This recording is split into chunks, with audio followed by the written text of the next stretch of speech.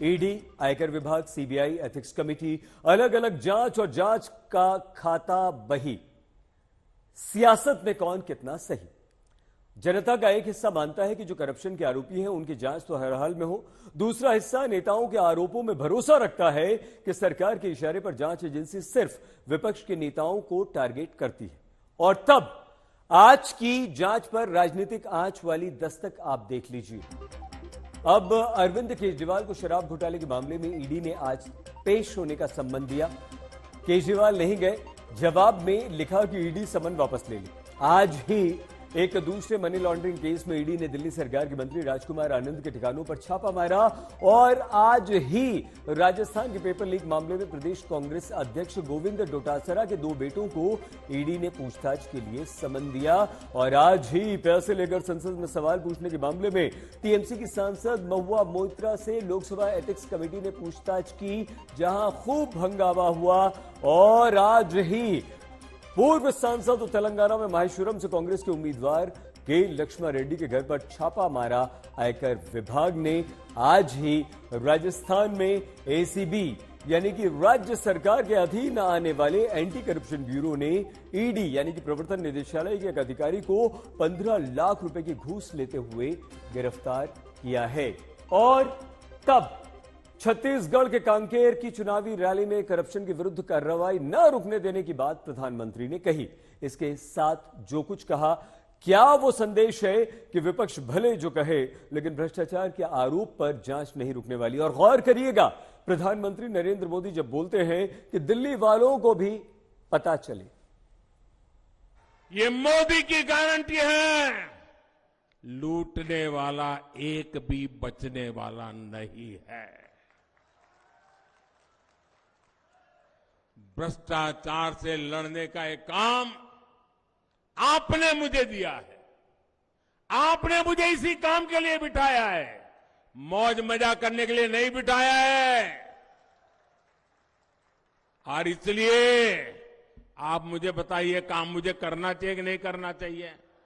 जरा पूरी ताकत से पता चले, दिल्ली वालों को भी पता चले, ये काम मुझे करना चाहिए कि नहीं करना चाहिए? चोर लुटेरों को ठीक करना चाहिए कि नहीं करना चाहिए? भ्रष्टाचार के खिलाफ लड़ना चाहिए कि नहीं लड़ना चाहिए? लुटेरों का हिसाब चुकता करना चाहिए कि नहीं करना चाहिए? ये गरीब का पैसा वापस आना चाहिए कि नहीं आना चाहिए? आपके आशीर्वाद से ये काम मैं कभी रोकने वाला नहीं हूं दोस्तों। और इसलिए ये लोग मुझे भले लाखों गालियां देते रहे, ये आपके आशीर्वाद की ताकत है। न मोदी डिगता है, न मोदी डरता है। मोदी भ्रष्टाचार के खिलाफ कार्रवाई को न रोकता है।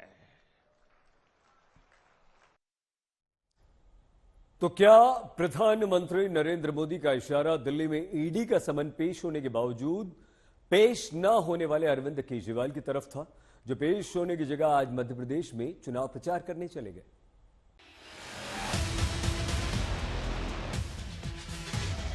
देश की राजधानी दिल्ली, ईडी का दफ्तर, वक्त सुबह के 10 बजे। पुलिस का भारी बंदोबस्त बाहर लगा दिखा। 200 से ज्यादा पुलिसकर्मी बैरिकेड लगाकर तैयार दिखे। वजह इस घर के भीतर से निकलनी थी। जगह है दिल्ली के मुख्यमंत्री अरविंद केजरीवाल का घर। बाहर पुलिस का अतिरिक्त सुरक्षा घेरा। गुरुवार सुबह दिखा, जहां से निकलकर अरविंद केजरीवाल को शराब घोटाले में ईडी के समन पर 11:30 बजे ईडी दफ्तर पहुंचना था। तब कहीं केजरीवाल ईडी दफ्तर जाने से पहले राजघाट न पहुंच जाएं। शायद इसीलिए बीजेपी के कार्यकर्ता पहले राजघाट पहुंचे, सुबह से प्रदर्शन करने लगे, शराब घोटाले में केजरीवाल के इस्तीफे की मांग रखी। लेकिन ईडी ने जो 11:30 बजे पेश होने का वक्त दिया, वो ईडी का दफ्तर अरविंद केजरीवाल का इंतजार करता रहा।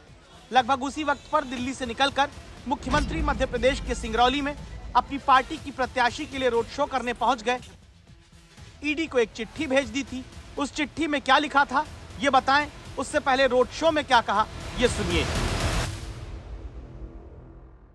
अब ये धमकी दे रहे हैं पिछले कुछ कुछ दिनों से मैं देख रहा हूं, दिल्ली के अंदर रोज खड़े होकर धमकी दे रहे हैं, केजरीवाल को गिरफ्तार करेंगे, केजरीवाल को गिरफ्तार करेंगे।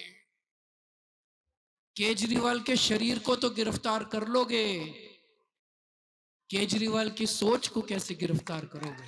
इस एक केजरीवाल को तो गिरफ्तार कर लोगे, हजारों लाखों करोड़ों केजरीवालों को कैसे गिरफ्तार करोगे? केजरीवाल जेल जाने से नहीं डरता। जिस दिन चुनाव के नतीजे आएंगे, मुझे नहीं पता मैं जेल में होऊंगा कि मैं बाहर होऊंगा। जेल जाने से न डरने की बात करते अरविंद केजरीवाल, जो चिट्ठी ईडी के समन के बदले भेजकर मध्य प्रदेश रोड शो करने पहुंचे, उसमें जो लिखा है वो हमने आपके लिए पढ़ा। ईडी के असिस्टेंट डायरेक्टर के नाम भेजी चिट्ठी में केजरीवाल ने पहले लिखा, समन में साफ नहीं कि मुझे संदिग्ध के तौर पर बुलाया है या गवाह के तौर पर। फिर लिखा कि समन में यह भी साफ नहीं कि मुझे व्यक्तिगत तौर पर बुला रहे हैं, दिल्ली के मुख्यमंत्री के तौर पर पेश होने को कहा है या आम आदमी पार्टी के संयोजक के रूप में। इसके बाद चिट्ठी में आरोप लगाते हुए ईडी का समन पहले ही बीजेपी नेताओं को लीक करके छवि धूमिल करने की बात लिखी। केजरीवाल ने चिट्ठी में आरोप लगाया कि 30 अक्टूबर को पहले ही बीजेपी नेता मनोज तिवारी कहने लगे थे कि केजरीवाल को समन जाएगा और फिर गिरफ्तारी होगी। बाद में मुझे समन मिला। फिर केजरीवाल ने 5 राज्यों के चुनाव में पार्टी संयोजक और स्टार कैंपेनर की अपनी भूमिका का जिक्र किया। लिखा कि उनका प्रचार का पहले से तय कार्यक्रम है। यह भी लिखा कि चूंकि वो दिल्ली के मुख्यमंत्री हैं और दिवाली का त्योहार आ गया है, तो आधिकारिक तौर पर काफी काम है, व्यस्तता है। अंत में लिखा कि ईडी को अपना समन वापस लेना चाहिए। आपने अपने चिट्ठी में लिखा है, मुझे किस हैसियत से बुलाया गया है, एक इंडिविजुअल के हैसियत से या official capacity as chief minister of Delhi या नेशनल कन्वीनर ऑफ आम आदमी पार्टी, मुझे किस हैसियत से बुलाया गया है?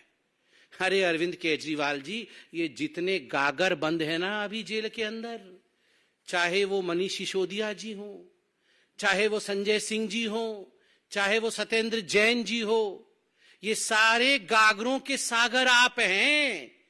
तो करप्शन के सागर के हैसियत से बुलाया गया है। जिस प्रकार से ये लोग मिल करके ट्वीट करते हैं, मिल करके ट्रेनिंग देते हैं जांच एजेंसियों को क्या बोलना है, उसमें पूरा मुझे विश्वास है कि मास्टरमाइंड अरविंद केजरीवाल है और अब इनको जेल जाने से कोई रोक नहीं सकता, ऐसा मैं उम्मीद करता हूं। इनकी आतिशी जी का पीसी सुन लीजिए, राघव चड्ढा का पीसी सुन लीजिए, ये तो घोषणा कर रहे हैं। इनको पता नहीं कैसे पता होता है, क्योंकि इनको तो पता है कि अपराध किया है अरविंद ने। सियासत के बाद अब वापस ईडी की जांच पर लौटते हैं। शराब घोटाले केस में ही पहले विजय नायर, फिर मनीष सिसोदिया और फिर संजय सिंह को गिरफ्तार किया गया। अब सवाल है कि अरविंद केजरीवाल को दोबारा समन ईडी भेजेगी? इसका जवाब अरविंद केजरीवाल के घर के बाहर मौजूद रहे संवाददाता पंकज जैन से सुनिए।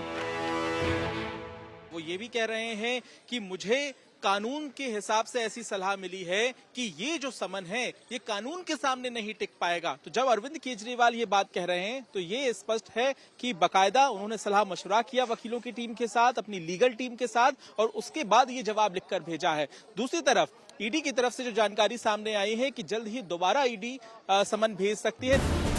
ईडी अगर दोबारा समन भेजती है तो यह नया सवाल है, आखिर ईडी जल्द अरविंद केजरीवाल से सवाल जवाब क्यों करना चाहती है? ये जवाब आपको शराब घोटाले की पूरी जांच को नजदीकी से रिपोर्ट करते संवाददाता मुनीश पांडे बताते हैं। ईडी का साफ तौर पे ये कहना है कि सुप्रीम कोर्ट ने जो ऑर्डर दिया हुआ है मनीष सिसोदिया के बेल मामले में, उसमें उन्होंने साफ तौर पे कहा हुआ है सुप्रीम कोर्ट ने कि इस मामले में 3 महीने के अंदर मामले का ट्रायल शुरू करना है, यानी कि 3 महीने का वक्त ईडी के पास में है। और अगर सिर्फ 3 महीने का वक्त है तो ऐसे में जितने भी इस मामले में संदिग्ध हैं या आरोपी हैं उन सबके बयान दर्ज करना जरूरी है।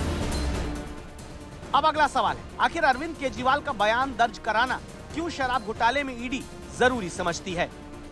ईडी ने अपनी चार्जशीट में अरविंद केजरीवाल का नाम बकायदा काले अक्षरों में लिखा था और उन्होंने यह कहा हुआ था कि अरविंद केजरीवाल ने इस मामले के आरोपी समीर महेंद्रू से फोन पर बातचीत की थी। विजय नायर का उसमें जिक्र हुआ था, वही विजय नायर जिसने कि 100 करोड़ रुपए की रिश्वत साउथ कार्टेल से इस पूरे शराब घोटाले में ली हुई थी।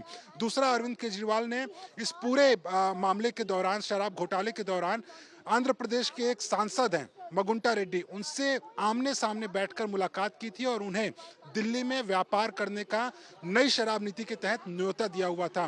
तो उसे लेकर भी उनसे पूछताछ करना बेहद जरूरी है। और तीसरा और सबसे अहम हो जाता है खुद, जो कि अरविंद केजरीवाल के लिए भी मुश्किल है, पार्टी के लिए भी मुश्किल है, जब सुप्रीम कोर्ट ने टिप्पणी की थी कि आम आदमी पार्टी को इस मामले में आरोपी क्यों नहीं बनाया गया है। ईडी का साफ तौर पर कहना है कि जब तक इस मामले में आम आदमी पार्टी के नेशनल कन्वीनर, जो कि पूरे पार्टी के मुखिया है, उनसे पूछताछ नहीं होगी, तब तक इस पूरे मामले में आगे की कार्रवाई हो नहीं सकती है। क्योंकि वो अरविंद केजरीवाल से जानना चाहते हैं कि जो 100 करोड़ रुपए की रिश्वत थी, क्या उसका गोवा इलेक्शन में इस्तेमाल किया गया था, क्या घोटाले के पैसे का कहीं और इस्तेमाल हुआ था। इन सब को लेकर अरविंद केजरीवाल से बातचीत करना है, उनसे पूछताछ करना है। तो फिर कब तक ईडी के दफ्तर से दूरी अरविंद केजरीवाल की रहेगी? अहम जानकारी यहां आपको आज तक बताता है। 3 समन को कोई स्किप कर सकता है। 3 समन के बाद ईडी इस मामले में कार्रवाई कर सकती है। कार्रवाई 2 तरह की हो सकती है। कोर्ट जाकर ईडी कह सकती है कि जांच में ये सहयोग नहीं कर रहे, कोर्ट ही पेश होने का आदेश दे। या फिर दूसरा रास्ता होगा, ईडी अपने अधिकार क्षेत्र का इस्तेमाल करते हुए खुद ही पूछताछ करने पहुंच जाए।